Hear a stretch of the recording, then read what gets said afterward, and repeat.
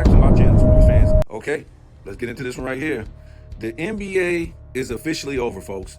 There's nothing really to talk about except for the NBA continues to be officially over, right? And I'm not gonna hate, man, but I'm so sick of hearing about where LeBron James is going, where he's going. Is he opting out? Is he doing this? Sources say this, and ESPN says this, and this guy said, who cares? Who cares? I mean, who cares? I'm not gonna make a video on every time I hear, LeBron James, where he's going, what he's doing in these last days. It really doesn't matter. And a lot of people say, yeah, it does matter because it isn't. No, folks, it doesn't matter. It doesn't matter. This guy is a failure, a cheater, everything else. If you want to make a video on that every day about where he's going, and you even hear now ESPN and Fox are going against this guy. And many of us, like sports and fitness friends, we done said, hey man, we don't want to hear it from these guys. Once LeBron James retires or whatever, you can't go back on what you said. We don't want you to take him out to, one or two, the Shannon Sharps, the Colin Cowherds, the Stephen A. Smiths, the Nick Romes, all this stuff. Keep him at one or two. It doesn't matter the allegations. It don't matter the situation. When he retires, he has to stay there because that's where he was when you heard about the so-called allegations. When you knew about his career, how he cheated, how he did it wrong, how he doesn't possess any skills on the highest level. I won't say on a high level, that would be dumb. But I'm talking about on the highest level. You guys got to understand what I'm trying to say here.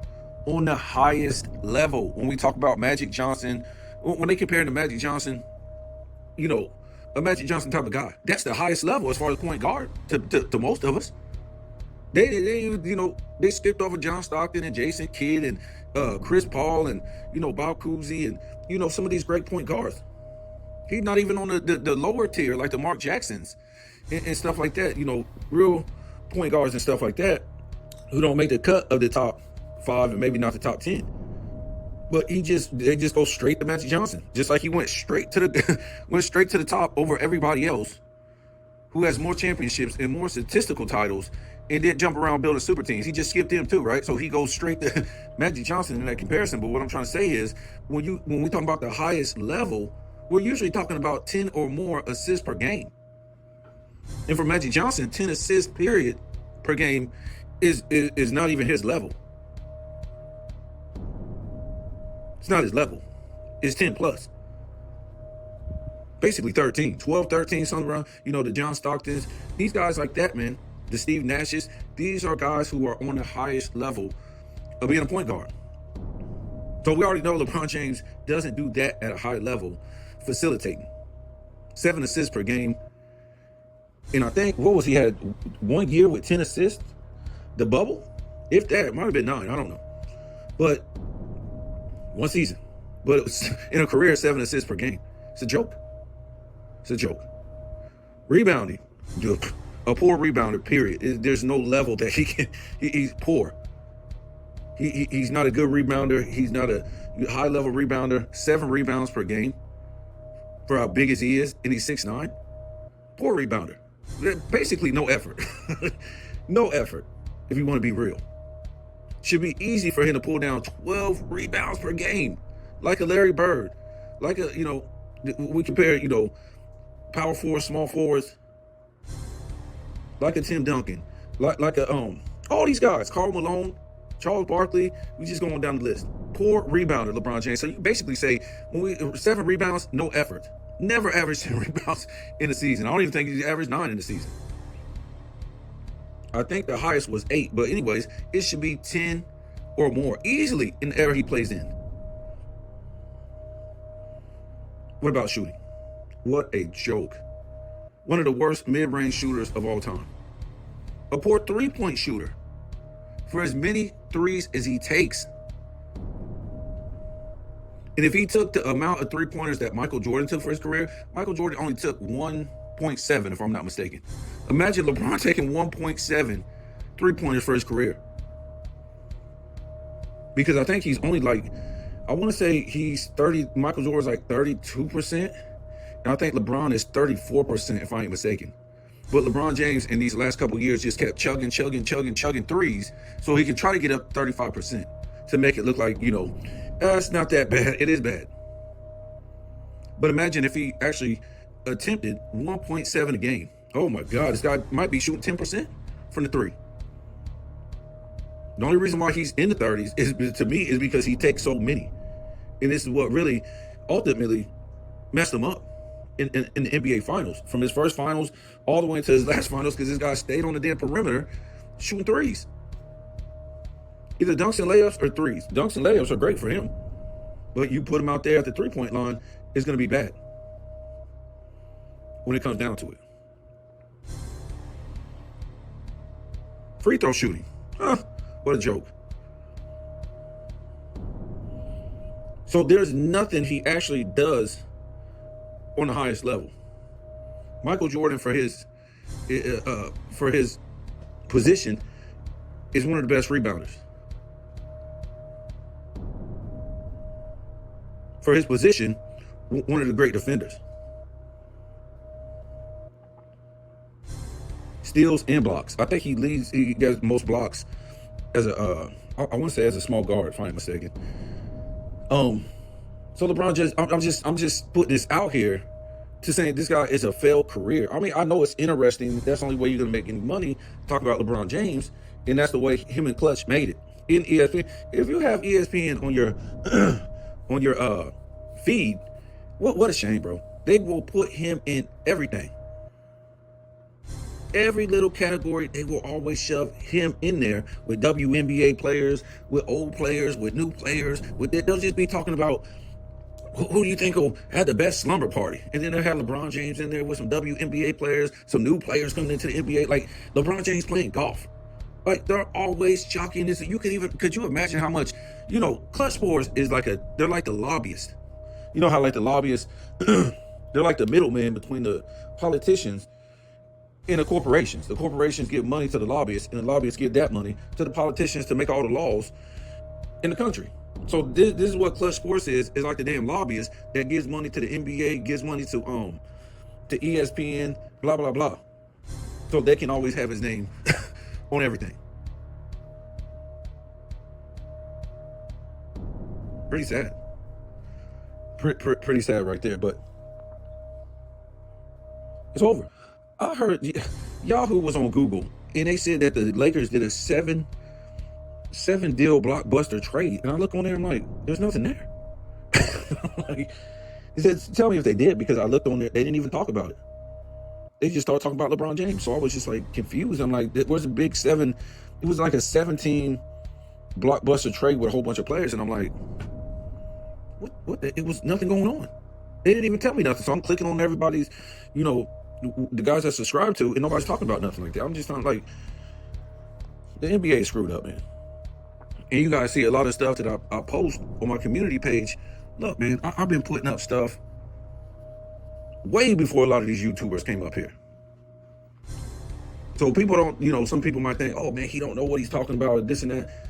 Bro, I've been schooling these LeBron James. All those memes are from me going against the stupid fans on those Facebook basketball pages. Remember what I told you before. The Michael Jordan fans do all the work. So if you notice those memes, it's a lot of work put in them. Not only, designing them and whatever like that, but you got to come with actual facts in history and numbers to back all that up. Some of this stuff a lot of people never seen before. And that's what I like to do. I like to bring stuff that a lot of people never seen before, or they never realized before, when you really dig deep into it and you look at you really look at the numbers and what happened in this guy's career. It's kind of like, self-research, NBA Facts, I think that's his name. His channel. It's kind of like that. But when you actually put the real, image up there with the numbers and stuff like that, it's just like so crystal clear, and it's like you can't dispute that.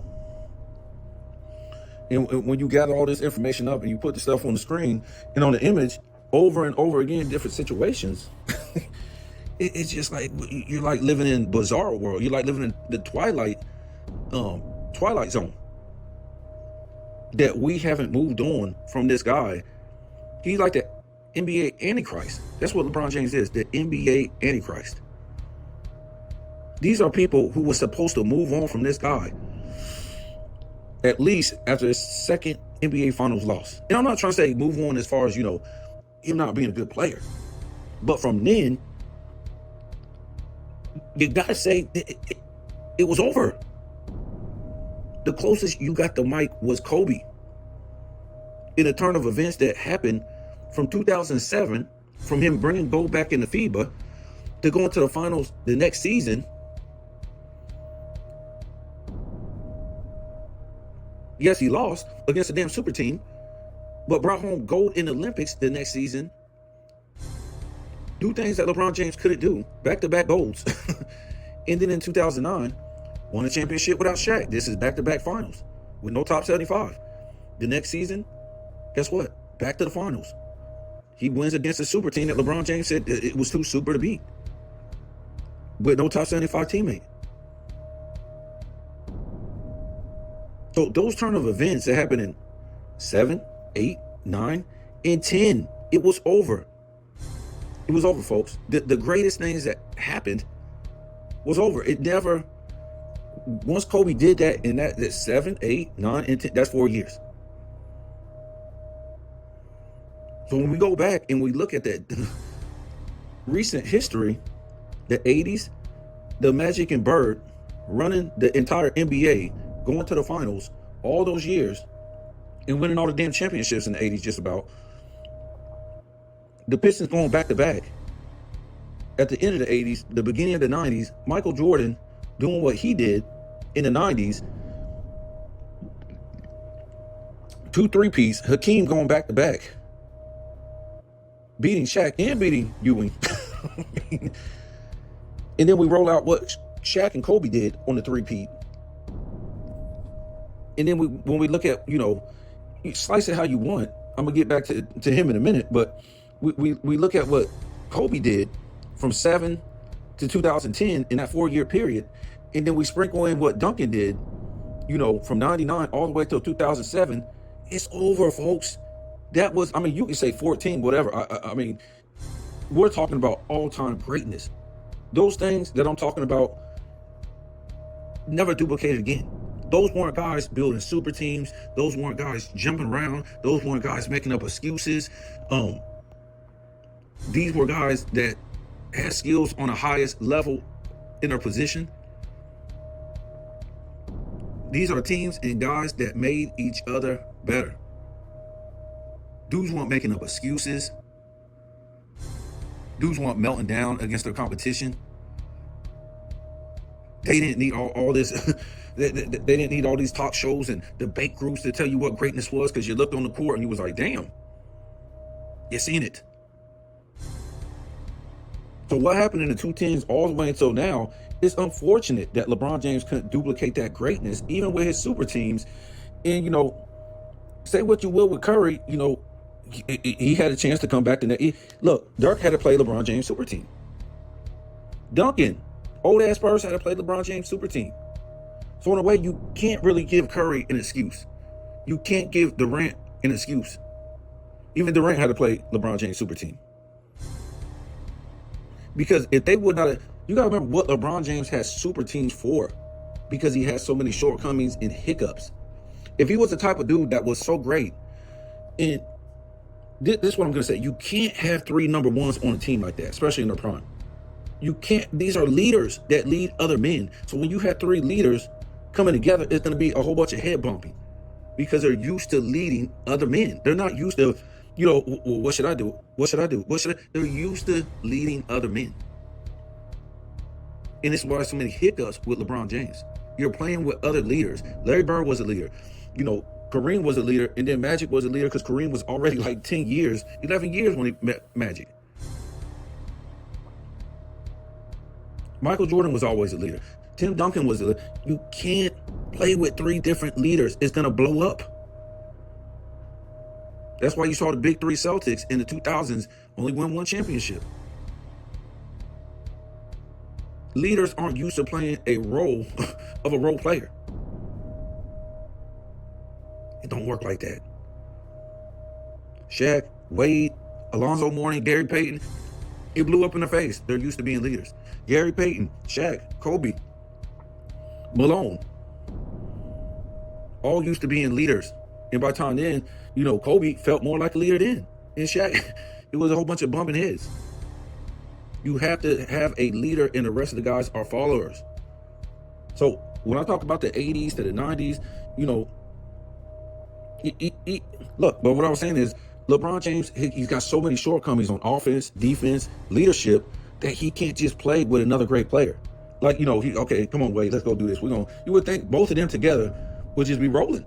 Nope, we got to go get Bosh, another leader. Come on, Kyrie. You would think that'd be enough. And a whole bunch of role players. Nope, come on, Kevin Love. And it all blows up because these guys are used to leading a team.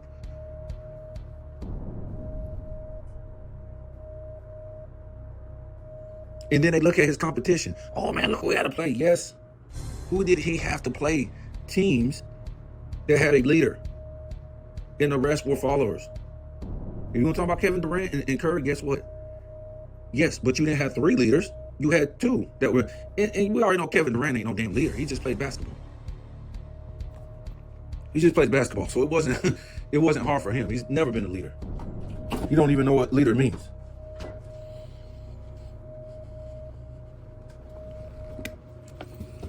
So basically, what you have is they done made a mockery out of the NBA for a long time because, LeBron James couldn't be a leader and lead teams to a championship.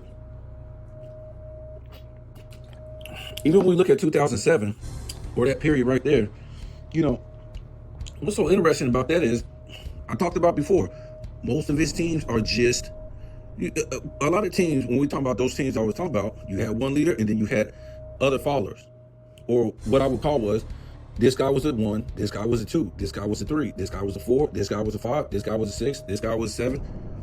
But on LeBron James teams, even if you take when he didn't have a super team, it didn't work like that.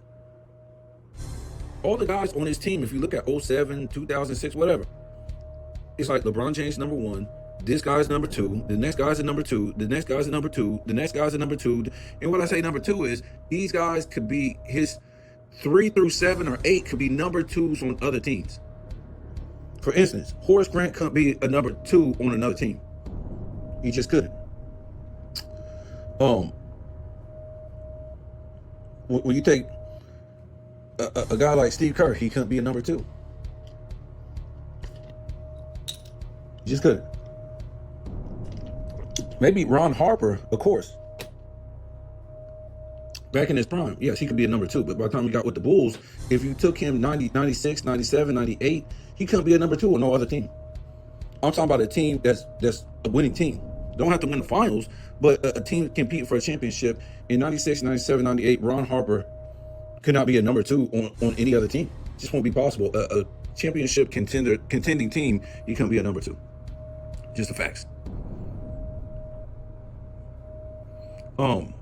Maybe Tony Kukoc. I don't think he could. Not back then. I just don't think he could be a number 2. You on a bad team, yes, he could be a number 2. But back then, I just don't think he could. I don't think his defense would leave him suspect. Back then, you had to have your best defenders on the floor. You had to have your best defenders. That's just how it was. Anyways, that's just, if you go to his Miami days and back to Cleveland again, his super teams, even when he had the super teams, all these guys were number ones. And then, that's 1, 2, 3. Wow. And let's go to 4, 5, and 6, 7. All those guys on the Heat team, the Cleveland team when he was there with the super, all those guys could be number 2s. Right? The 4, the 5, the 6, the 7. Yes, this is how it is, especially in that NBA era. Now, they might not be Hall of Fame or nothing like that, or even All-Star, but they could be number 2s on another team. So this might always blew up in his face because he was trying to get guys that were that were too good, and it's all to cover up his shortcomings. Him not being able to hit the mid-range, him not being able to hit the 3, him not being able to rebound at a high level, him not being able to, be a leader. You saw that graphic. The first 2 times he played with LeBron James, Dwayne Wade, two bronze medals. First time the other 2 times he played with Kobe, but he got 2 golds. First finals with Shaq, guess what? Wade, championship, finals MVP. When he played with LeBron James, the first finals with LeBron James, guess what? Lost with a damn super team. With guys in their prime. This is what LeBron... See, if Dwayne Wade could have took a back seat to Shaq, and even to Gary Payton to an extent, but they would have lost. The fact is, LeBron James should have took a back seat to Dwayne Wade, and he would have won that championship. But a lot of people say he sabotaged the whole finals, so Wade won't win the finals MVP.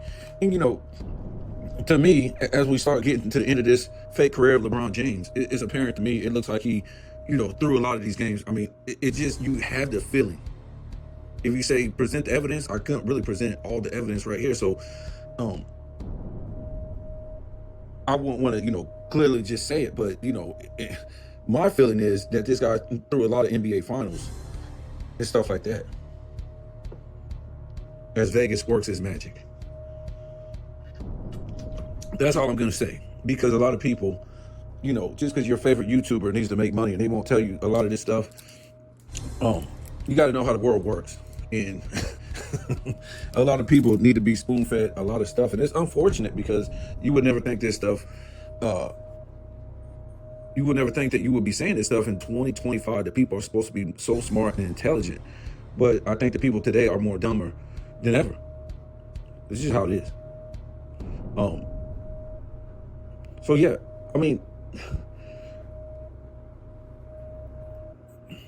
there was really nothing going on in the NBA in the offseason. Bunch of, washed up, a lot of washed up stars getting rotated around the NBA, supposedly making all this money, getting overpaid. For a devaluing league that's selling off, all the big teams are selling off. Don't be surprised if Golden State sells off pretty soon. The Lakers sold off, the Milwaukee sold off. I think, who was it? Boston sold off. A few other teams sold off within the last few years or whatever like that. And, the NBA is going down. Like Sugarfoot Richard Jefferson was talking about on his podcast, it's telling you something for the future of the NBA. And it's already here. Nobody's watching it. Nobody's watching the finals. That's why LeBron James doesn't care about going back to the NBA finals. He hasn't been caring, because guess what? Nobody watches the NBA finals, whether he's in there or not. Nobody watches the NBA finals. You can't get somebody to watch a championship game of a league if nobody watches your league during the season.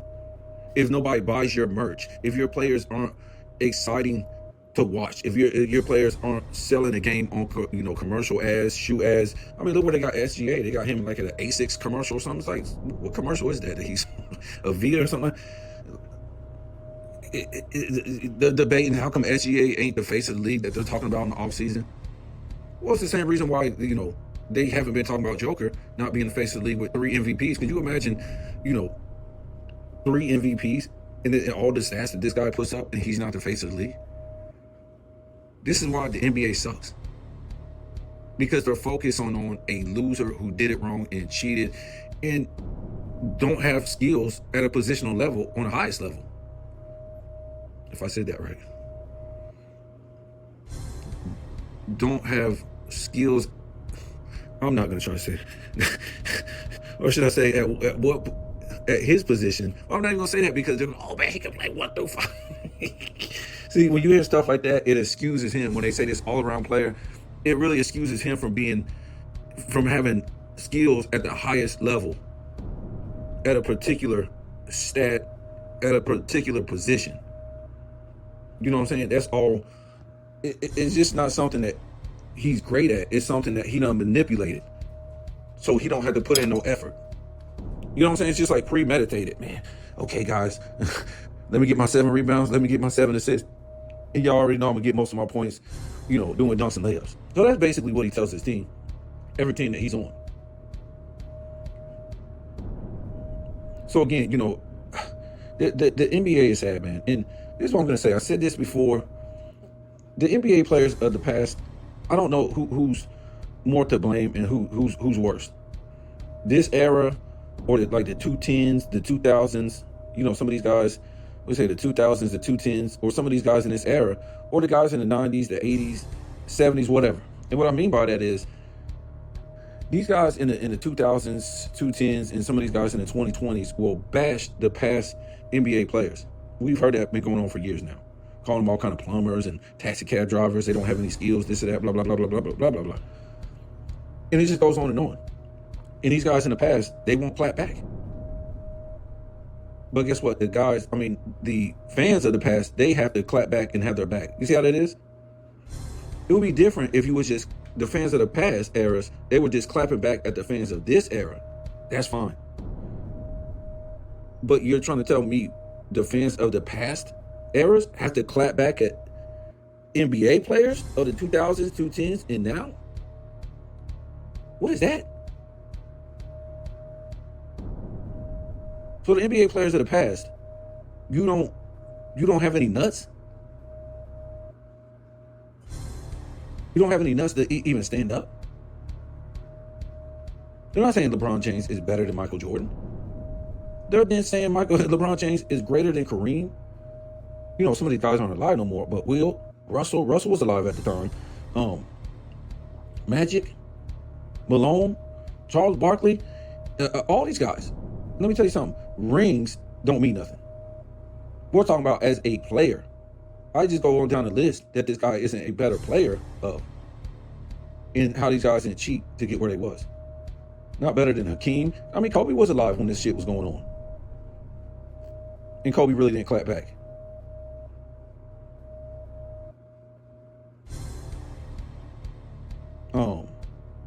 Where's these guys at, man, from the past? And it's not even about, the GOAT debate in general. It's about these guys literally, these NBA players had literally pissed in your face, your legacy, everything you did to move the game forward, and you don't say nothing. The Larry Birds, Kevin McHale. I'm like, what? So what is it?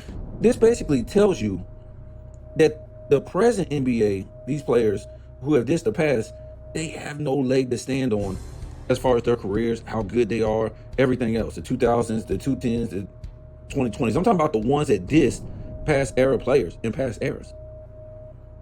They have to do this just to, justify their era. And justify anybody even caring about the NBA. That's how bad they screwed up the NBA. Now, almost every player in the 2000s did that. But I'm just saying, you hear now players from the 2000s just shitting on the 90s, the 80s, the 70s, but it's mostly 2010s and 20s players. So they basically got a muzzle in a stranglehold on past players from the 90s, the 80s, the 70s, the 60s to keep their mouth shut. And why we say that is because if they came out and really gave you the business about LeBron James, about the 2010s, about the 2020s, the NBA is already so awful that it would end the NBA. Get what I'm saying? Their only credibility in dissing the past players, the past eras, is them not saying nothing. That's crazy. And it made me lose a lot of respect for people like, Charles Barkley. I know he says something sometimes, but to me, it's not enough. And Shaq, he done said many times they really can't say nothing. You even got people lying from the 90s just to make money. In the 80s, just to make money. The Isaiah Thomases and, sometimes a Reggie Miller for money, guys. And you'll see how different they act sometimes when they're not doing it for money or working for the network. They'll be on somebody else's podcast saying the total opposite. And dissing this era. Sometimes dissing LeBron James, like, what? So as far as their games, these past players of these past eras, there's a respect for them. But as people, that tells you they have no feeling or care about the NBA's future, about the NBA, about their past careers or anything. I mean, Oscar Robertson just going to sit up in here and get his eyes pissed on? I mean, this is crazy. I just can't, I lose total respect for these past players for not standing up a long time ago. Long time ago. 2016, they should have stood up when LeBron James said he was the GOAT. They should have just came out and all wrote this. But what it tells you is they can't. They have a muzzle on their mouth. because they would destroy the NBA. It would lose all its cachet, its business, everything, if their all-time greats just even stood up. But that ain't even my problem for them to come out and say anything like that. My problem was the fact that this era, the 210s players mostly, some of the 2000 players and the 2020 players, just basically shit on the past players, and they don't say nothing.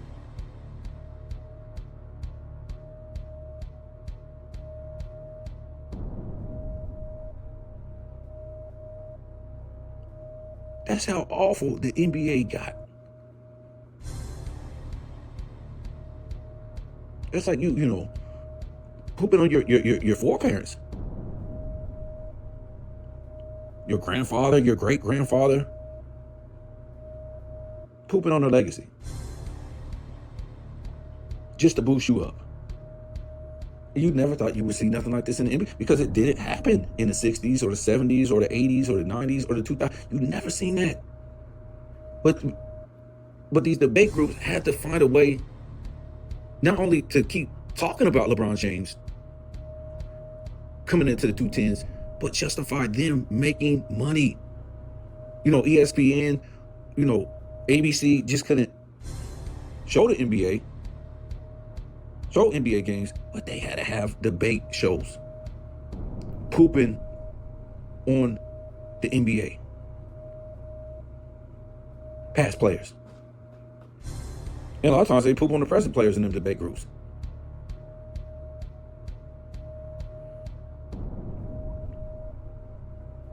And that's what I was talking about earlier, that greatness from the 80s, what these players and teams did, from the Magics and the Birds and the back-to-back Pistons and the, you know, what the Bulls did in the 90s, and you sprinkled a little bit of Hakeem in there, and then you had the Lakers, and then you had that, what Kobe did at the, you know, that back-to-back, and what he did in the FIBA, and, you know, that little reign that Duncan had. That wasn't, there was no debate groups. There was no pooping on ex-players, ex-greats who made the game what it was. These 210s in 2020s, since they couldn't do what those guys did in the past, not only bring you greatness and competitiveness in all-time great teams, but it also made you interested in watching these, watching the NBA. Once we got to the 210s, nobody was interested in watching the NBA, folks. And it's got worse in the 2020s.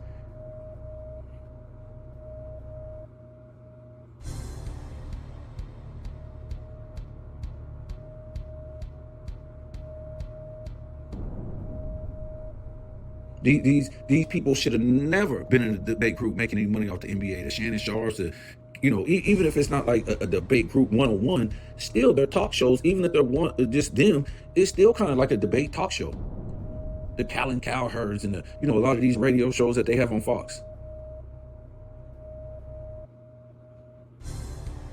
The Around the Horns and all this, they're making money off of it when they talk about the NBA that isn't bringing you greatness. They're trying to sell you greatness. Greatness isn't sold. Greatness is told by its actions on the court.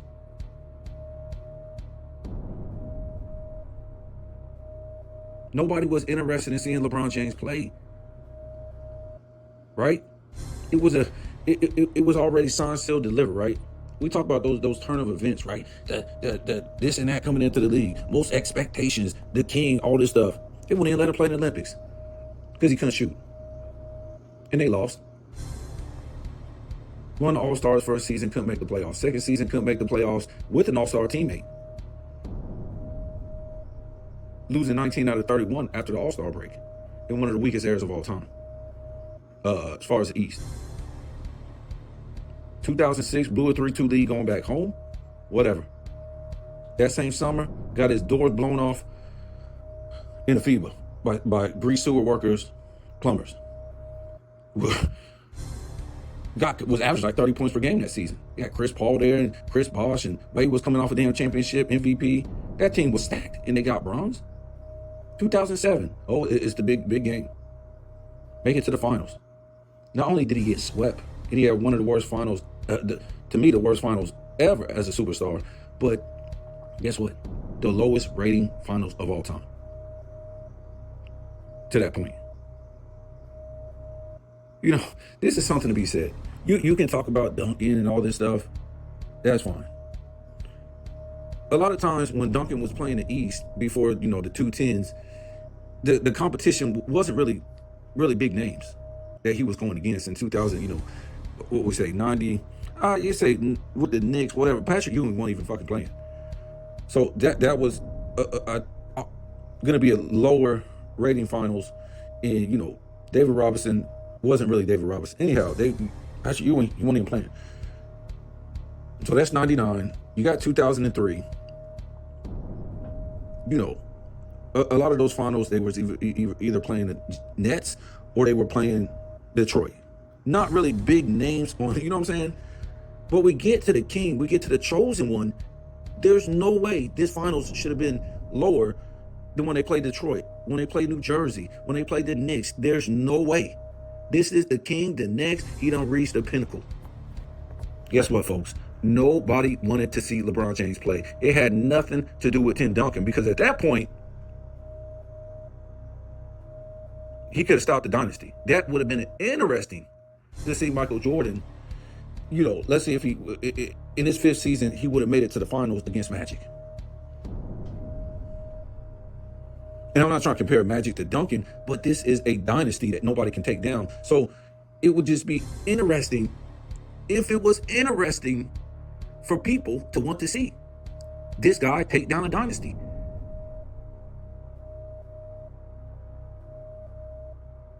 But guess what? Nobody wanted to see this guy play. And when it was all said and done, the fans were right, because this guy got swept 4-0 and he melted down. So they already knew why they didn't want to see him, because he couldn't shoot.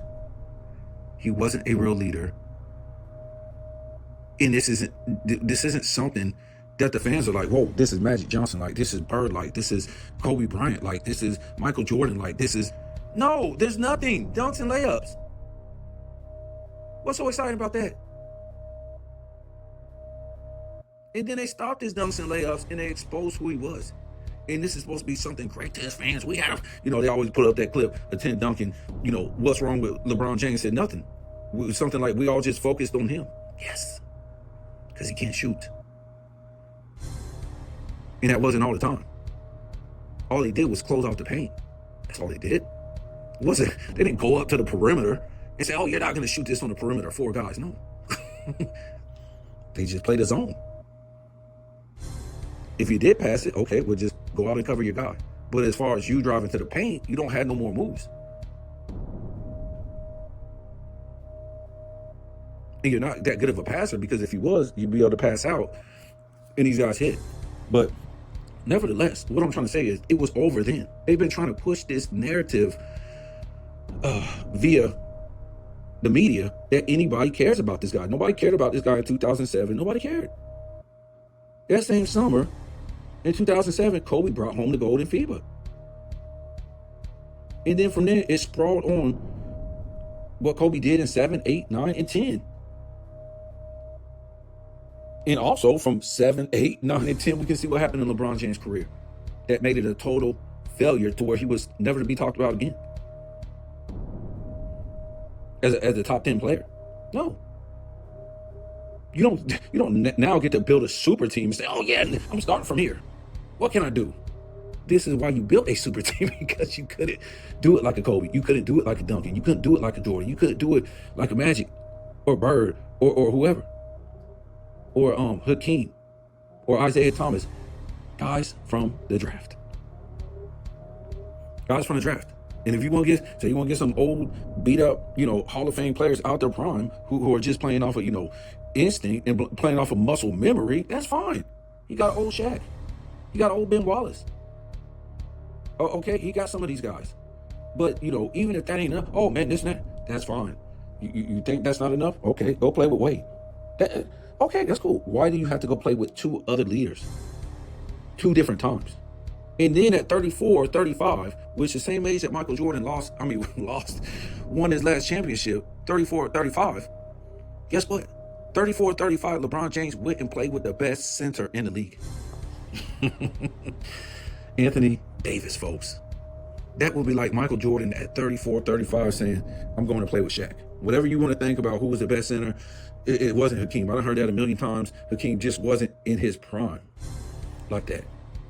You remember Hakeem was playing in 97, 98 with the old super team guys. So we already know it wasn't nobody else, Mutombo, none of these other guys. It was Shaq. It just was, folks. I know team-wise, he got swept by the Plumbers in 98, but he was still the best center. But anyway, 34, 35, that'd be like Michael Jordan, going to do that with Shaq. This is what LeBron James did.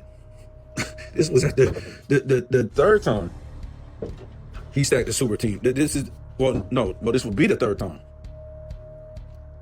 Because he had the Dwight Howard, Jamel McGee, who was a champion, and things like that. He playing with guys that beat him. Back when he was at Cleveland, with guys that beat him in the finals. I'm like, this guy has no nuts, no heart, nothing like that. But this is what the NBA is. The NBA is a bunch of, this guy said this, let me go back and tattletale. Oh, this guy said this, let me go. There's nothing interesting about the NBA, folks. What would be interesting about that tattletelling stuff, and I ain't trying to take no shot at nobody, but it's the most ridiculous. It just said like once or twice. It's every single day. This guy said this, this 2000s, 210s, 2020 players said this, said that, said this. It's almost like they're being paid by the NBA to try to keep this NBA talked about. And we already said, telling the truth, you ain't gonna make no money telling the truth. Not on YouTube. You ain't gonna make no money telling the truth. It's all about lies and deceits, pissing people off, and things like that. To me, what would be interesting is, like I said, if these players of the past, had nuts between their legs, the all-star greats like Larry Bird, Charles Barkley, Karl Malone, John Stockton, and, Kareem Abdul-Jabbar, Magic, Larry Bird, Oscar Robertson, some of these guys that's still alive that played in the 70s, the 80s, the 90s, you go against these guys that's talking crap about your era, right? Because they're really talking about you. And they have in the past. That would be interesting to me. If these guys had stepped up and said, we're going to diss the 2000s, we're going to diss the 2020s, we're going to diss, the 210s. But instead, it's just the same stuff. These same guys from the, 2000s, some of them. But the 210s and the 2020s, dissing past greats, dissing past eras. And then you have, content creators running back and tattletelling. Oh man, this guy said this. This guy said this. Chris Paul said this. Paul George said this. This guy said, it's like, this is woman talk right here, man. And we all know it's bullshit. It's just like, it's just girl talk, man. We really ain't talking about nothing as men. We should be holding these past players who ain't, standing up for their era, which we're doing, and getting paid pennies. I ain't made no money, but we standing up for their era. They ain't saying nothing. And this ought to tell you the NBA has a muzzle on these guys, right? If you really say something, you're going to mess up, what's left of this era or what's left of the NBA. And, you're not going to get a paycheck. You're not going to get your retirement, your insurance, all this stuff that the NBA still has to provide to these guys. But nevertheless, this is how awful the NBA has become. They basically start dissing their own league when you think about it. Imagine they start dissing the league for Michael Jordan, right? They start dissing some of the 80s guys, the 70s, the 60s, the 50s, for Michael Jordan. It will kind of be head scratching, right? But at the same time, you can be like, okay, that's Michael Jordan. Look what he did. But no, they start dissing their own league for a loser. A guy who cheated, did it wrong, and don't have any high-level skills. They did that. They destroyed their league for that. That's crazy, folks. And you got to think about it. They did it so they could make money. They let ESPN and Fox and, these networks do this so they can put money in their pockets. That's crazy how you could. So, we'll promote your NBA. ESPN said, Disney said, if we can make a whole bunch of money destroying your league, So basically, they made more money destroying their league than actual, you know, what the league was going to be in the future. Because they pretty much looked at it when they started seeing the ratings start to tank down in the 2000s and whatever like that. They start saying, another reason why Michael Jordan came back, not to get ownership of the Washington Wizards. That's the dumbest story they ever told you, right? So let me just say this one more time. Michael Jordan, it's Michael Jordan, folks. It wouldn't even have to be Michael Jordan. It could be you. Somebody's going to give you half the team, and you make no verbal agreement that you recorded. You sign no paper with a signature saying, if I go back on the court and play, you're going to give me half the team. We put it in writing. Michael Jordan instead just jumps on the court and starts playing. Nothing, no signature, nothing, no kind of contract or nothing saying that's going to happen. I'm going to get half the team if I play. He jumped on the court, start playing. And then for some reason, when it was over, the owner pissed in Michael Jordan's face and said, you ain't get nothing. After he brought in all that revenue, not just for the team, for the NBA in general. He just said, psych. And Michael Jordan was like, okay. What? And you have content creators that will really back this up, folks. That's crazy. Anyways, that's why Michael Jordan came back to help the ratings. Even with Shaq and Kobe, it was going down. You had, at one time, two of the best players on one team. And most of your good teams was on the West Coast. So a lot of your viewership wasn't even getting to be seen because most people, especially at that time, lived on the East Coast. The most of the population. So they were happy to get a LeBron James and promote him in the East. But they saw the ratings going down anyway, folks. It was going down. The ratings were going down, down, down, down, down. So a lot of this stuff is because of that, folks. They had to find a way and scramble to keep the NBA interesting. You saw the ratings tank, when the Spurs was winning in the finals, when LeBron James went to the finals. It was just a lot of stuff that, it was going down. Even without debate groups. So they had to find a way to make the NBA, LeBron James was fucking up and failing. It just made everything worse. Because they was trying to get a thing between Kobe and LeBron James, but, LeBron James just kept failing. Whether it was international games and, championship games as a number one seed, it was just like, dude, you're making it worse. Like, nobody's already, you went to the finals, nobody's interested in you. You get your wig pushed back by plumbers in international games. And now you're losing back-to-back with the MVPs and number one seeds with teams they put together for you. It's like making it worse. And then in 2011 with the super team, it was like, what the hell? Dude, you just destroyed the NBA. So their only choice was to what? Debate group, debate group, debate group. The NBA in the 2010s, the debate groups were more exciting than what you was actually seeing on the court in the season. During the season. And that's how it is right now in the 2020s. It's like the off season is more interesting than the regular season. They can bring you a movie. You know what I'm saying? They can bring you more, then you got all these content creators, but it's more interesting, kind of like the drama off court during the season too. But when you go look on the court, there's nothing going on, folks, in the 2020s. These dudes sitting around the 3-point line, hot potatoing, and shooting threes. That's it. No defense, no competitive nature, no nothing. Dudes look malnutrition. Like, do you guys eat?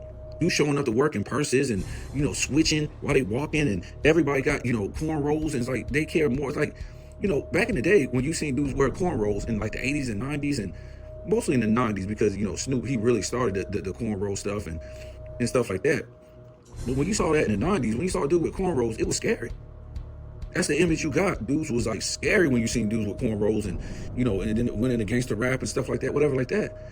But these dudes now in the 2020s, especially these NBA players, you just see these guys as more feminine. And not because they exactly have cornrows, it's just because they act feminine. And now they have cornrows. It's like they wear cornrows so they can feel like a woman. They have long hair so they can feel feminine, like a woman. But back in the day, when dudes had cornrows, it was scary. Dudes wanted to feel like a gangster, you know what I'm saying? That was the how they portray a lot of dudes, because gangsters, they was wearing cornrows back in the day. So when you see a dude on the street wearing cornrows, it was like a scary image to America. You ain't seen nobody wearing no cornrows in the 80s and the 70s and the 60s and the 50s, and no, never. 40s, it never existed. You know what I'm saying? I'm not trying to hate on it. Whatever you want to wear, but I'm just talking about NBA players. They feel like more feminine with long hair.